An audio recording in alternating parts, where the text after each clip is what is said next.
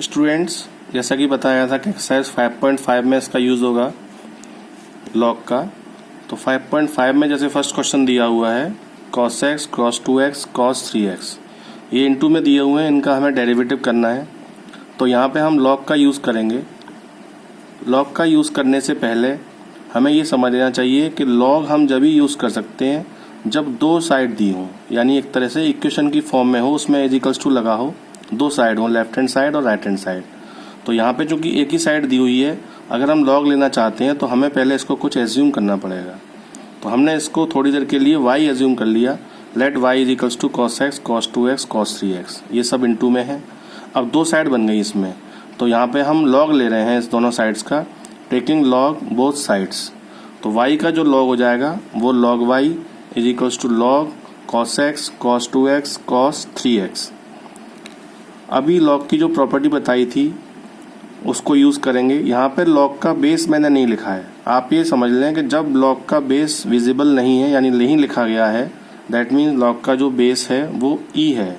Log base e पे ये चीज़ें सारी चल रही हैं, सबको सॉल्व कर रहे हैं।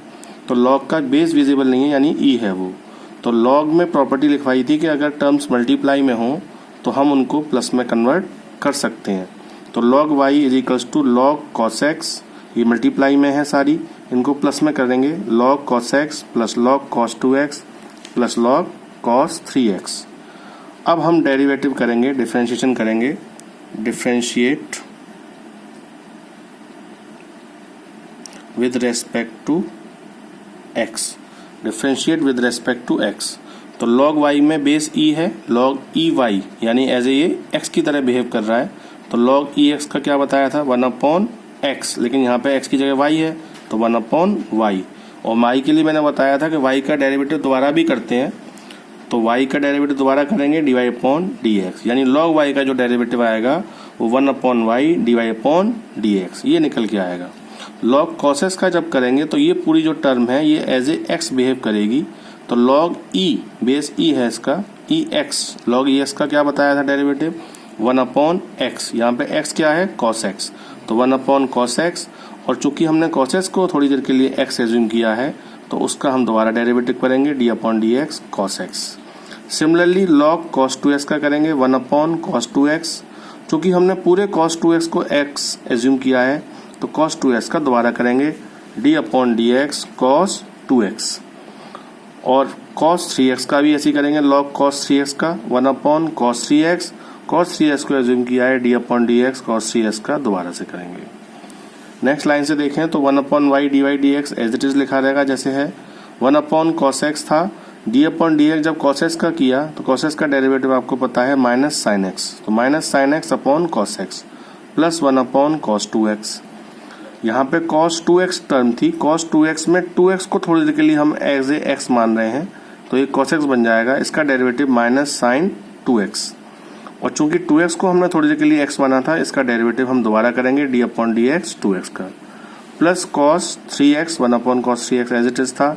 यहाँ पे 3x को थोड़ी देर के लिए x एज्यूम कर रहे हैं तो उसको मानेंगे तो ये cos x बन जाएगा। cos x का डेरिवेटिव माइनस साइन 3x, क्योंकि x की जगह 3x है, और 3x को हमने x एज्यूम किया था, उसका डेरिवेटिव दोबारा करेंगे d/dx 3x। अब हम अगर टर्म देखें तो dy/dx हमारा था ही, यहाँ जो 1/y था, ये y जो है वो डिवाइड में था, यहाँ जाके मल्टीप्लाई में चला जाएगा। जब इसकी साइड को हम चेंज करेंगे y आ जाएगा बाहर, minus sine x upon cos x minus 10x, और minus sine 2x upon cos 2x minus 10 2x का जब डेरिवेटिव करेंगे तो वो 2 आएगा, वो 2 यहाँ लिखा हुआ है, minus sign 3x cos 3x, ये मिला के tan 3x हो जाएगा, और 3x का डेरिवेटिव 3 हो जाएगा, वो यहाँ लिखा हुआ है। तो ये term minus 10x minus 2 tan 2x minus 3 tan 3x आ जाएगी। अगर हम इसको 10 में चेंज ना भी करें तो भी आंसर ठीक है हमारा।